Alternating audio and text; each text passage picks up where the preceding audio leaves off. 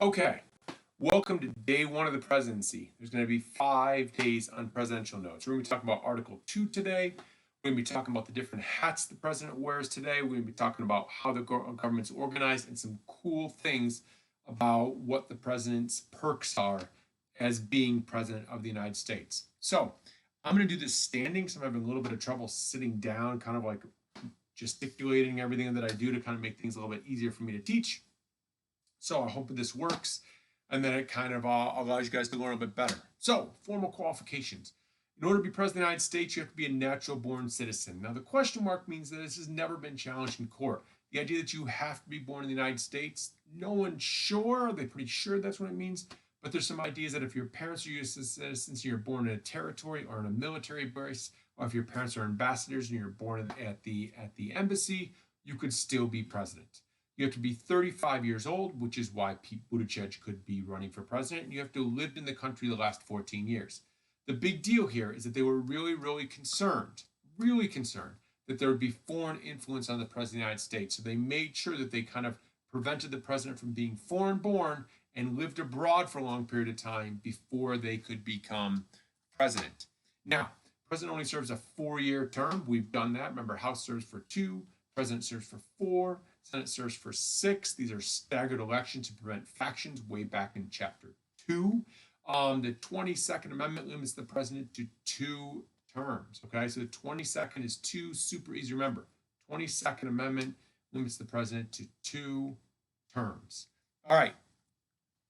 Relationship between the executive and the legislative branch. We've done this once way back in the first chapter, but I want to go over this again. All right. So we got this thing called separation of powers, which we've done. Article 1, Section 6, Paragraph 2 says specifically, if you guys don't remember, that you cannot be a member of the executive branch and the legislative branch at the same time. This is a big deal, okay? So in order to be a member of the legislative branch and the executive branch, they can't be at the same time. So for President Obama, before he became president, he was a senator. Before he could accept the presidency, he had to give up his senatorship. So what ends up happening is the executive and the legislative are co-equals.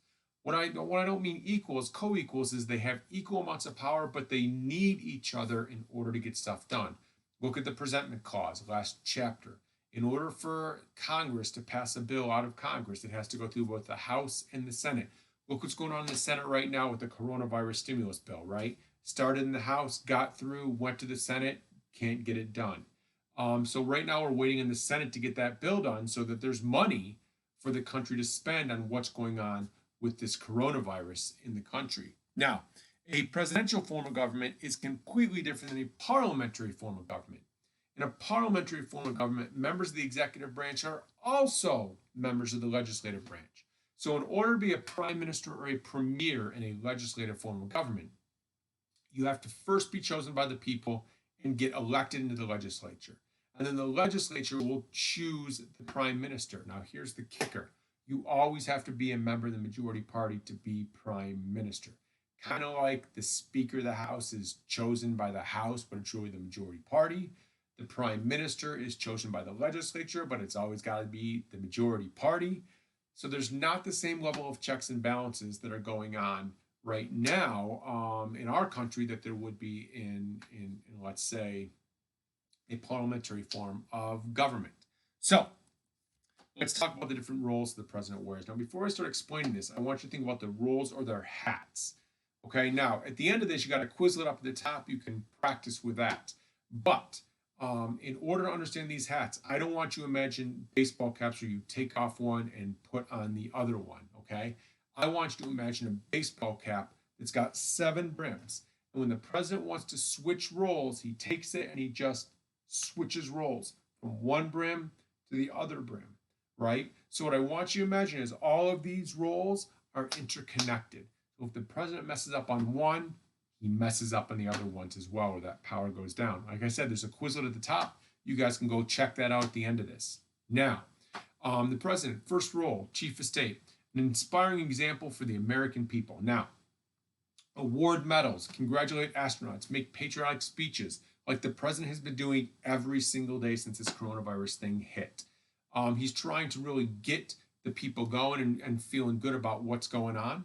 and kind of have an idea of what is happening. Second is chief executive. The chief executive is the president, is the boss for millions of government workers in the executive branch, including the bureaucracy. So everybody in the bureaucracy works for the president, but only those people that are appointed by the president and approved by the Senate are technically the ones that meet with him on a regular basis. So appointing someone to serve as head of the central agency, holding a cabinet meeting to discuss government business, reading reports about the problems of the Federal Bureau of Investigation, all these things, if the president's running the country, that's what's going on. So the president's kind of trying to redirect right now and run the country. The bureaucracy has to listen to him, which is where executive orders come from, which we will get to at a later date. Third hat, economic leader, chief guardian of the economy. So the president's concerned with unemployment, high taxes, high prices, business profits, general prosperity of the country. Now, the president doesn't control the economy, but he is expected to help run it smoothly. I'm going to come back to that and the little arrow and stuff up at the top in a sec. So he can meet with economic advisors, he can meet with business leaders. He also, well, he doesn't, but the OMB, it's an executive agency called the Office of Management and Budget. This writes the budget that the president wants and then sends that over to Congress, and that is where the markup would occur. So basically, the president writes the rough draft for Congress to make a bill. Now, we have this thing called independent regulatory agencies. Independent regulatory agencies operate independent of the president, meaning they do not serve at his discretion. The president doesn't like Secretary of State. He says, I want you to quit, and they quit. Independent regulatory agencies serve either 4 or 6-year terms. For example, the Federal Reserve Board.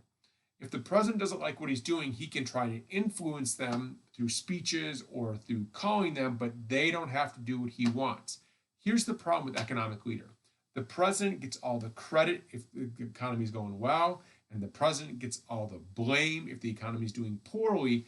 And realistically, he doesn't have a ton to do with it. He can't raise taxes. He can't lower taxes. He can't spend money. He can't lower interest rate. He can't buy bonds.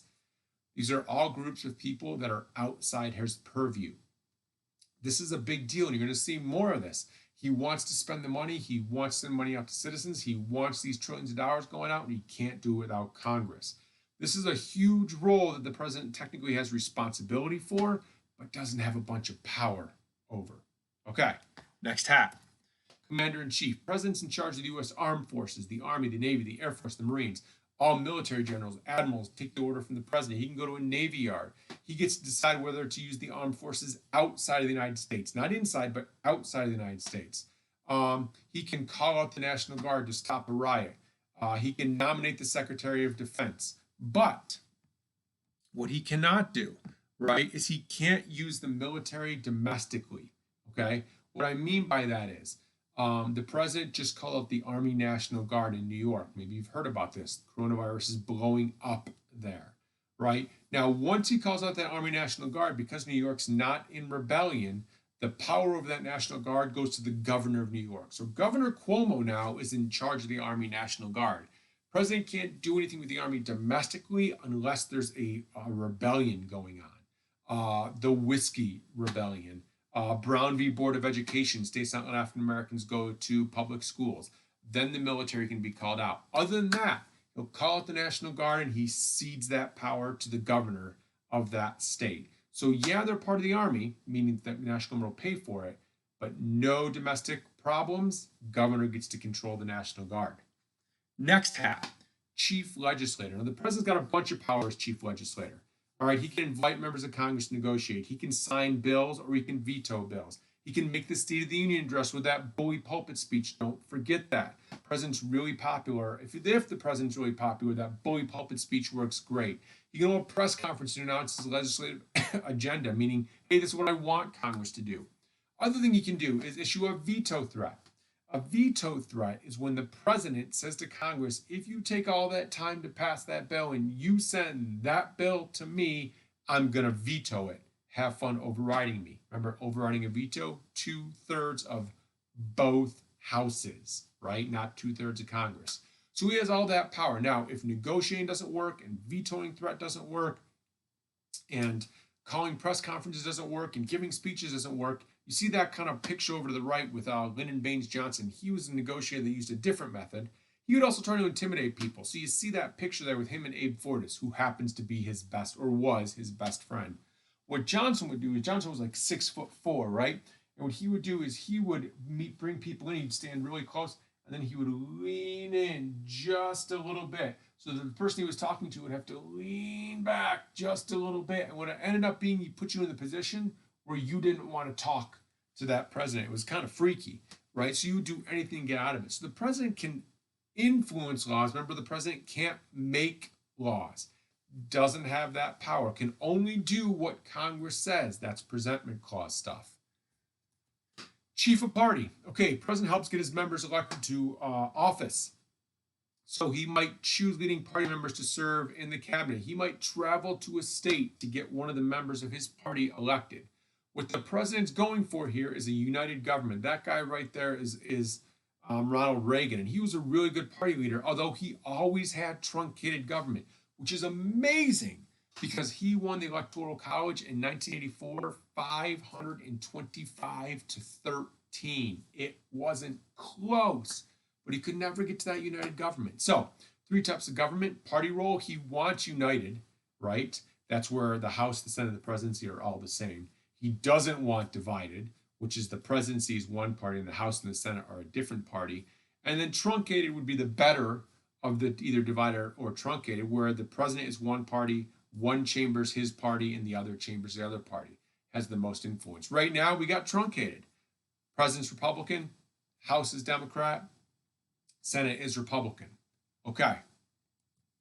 Chief diplomat. President decides what's going on, so he goes and negotiates with other countries. He makes treaties. He sends his Secretary of State places. He might travel to London. He might meet with diplomats from other countries that are sent here. He might make treaties or agreements, like when he negotiated NAFTA. Hi, Zach. You're making another appearance. He nominates the Secretary of State and ambassadors. Now, when the president sends the Secretary of State somewhere because he can't get there, right? He does that because the president's too busy. So if a Secretary of State goes somewhere, okay, and he talks with the leaders of another country, that means that he's talking for the president. So if the Secretary of State is there, that person, that other country understands, is negotiating for the President of the United States. Okay, slide over, buddy. All right, so now we've done the 7 hats, the 7 hats of the president wears. Remember that these hats, though, it's not one hat, they move it around. When you're done going over this, I've also got a worksheet up to help you review for the different hats the president wears, the different roles the president serves, how he can check Congress, how he can run the bureaucracy, how he can run the economy. We'll get into this over the next 4 days. But look at all the roles and the powers that he has there and how that influences government. Once you go through this PowerPoint, once you go through that worksheet, go and take the quiz. It's only 4 questions, super easy, okay? But take that quiz. Now, let's talk about the fun stuff. President makes $400,000 a year, plus he gets another $50,000 in expenses every year, all right? Now, he cannot save the $50,000 if he doesn't spend it, right? He has to spend that, but that's like food and clothing and all sorts of other things. That does not pay for his car or his plane or the Secret Service or any of that. That's just money for him. Now, here's the kicker. The president's salary cannot be increased or decreased during his term of office. So when Bill Clinton was president, he got elected in 92. In 1994, Congress raised his salary from $200,000 a year to $400,000 a year, but he didn't get the raise. The reason he didn't get the raise, right, Zach? Mm-hmm. He didn't get the raise was because he has to win again. Think why. If Congress could raise or lower his salary whenever they wanted to, they could influence him. So they don't want to influence him. So what they end up doing is they give him a raise, but he doesn't get it until he wins re-election. That ties into something called the 27th Amendment, which we will talk about a little bit later on in regards to pay. Now, fringe benefits of the president. Number 1, he lives in a 132-room home on some of the most valuable property in the country.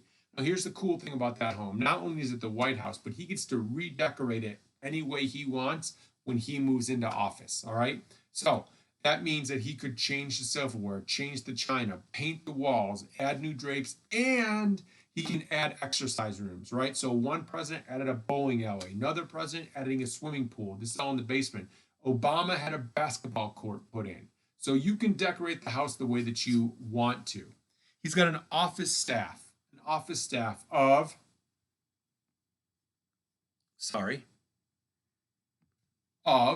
got an office staff of close to 400 people that just work for him.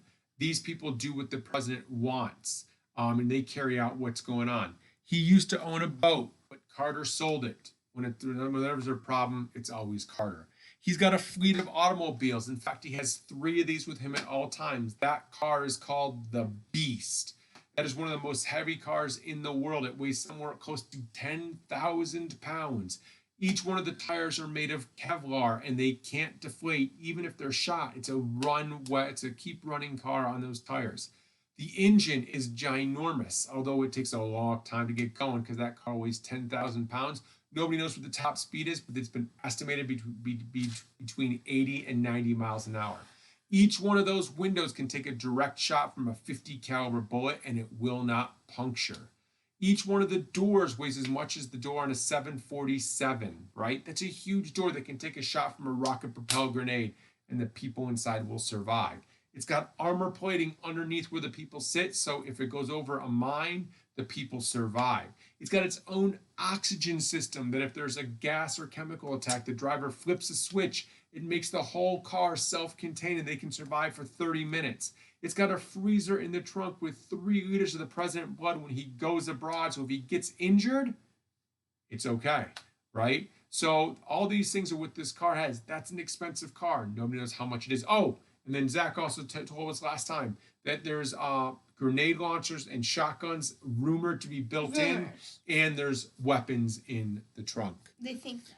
Finally, you have one of the most sophisticated airplanes in the entire world, and nose cones where the president sleeps. He can redecorate that when he becomes president. His wife has her own suite. It's got 2 kitchens that can serve over 100 people a day. The entire press corps is in the back. His entire staff is in there as well. It's got rumored to have 52 televisions, every single type of anti-jamming device in the world on it. It can also be refueled in air, so it can stay afloat for a long period of time. And it's got every way to communicate with anybody in the world. So if the president wants to make that the Oval Office, he can. Have you talked about Marine One? So he also has a bunch of helicopters in Marine One.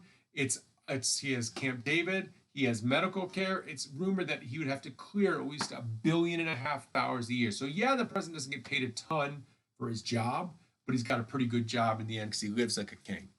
Quick thing at the end, you got a quiz on Federalist 68 tomorrow. Here's some review questions to help you guys out with that. You got another quiz on Federalist 69 tomorrow. Here's some more questions to help you guys out with that. That will be one quiz. Check for it.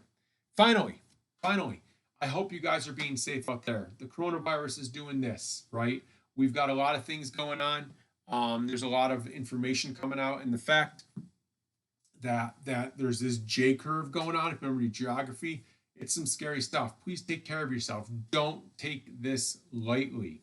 I don't know if you guys saw the stat, but we have the highest rate of 19 to 49-year-olds in the world getting this virus.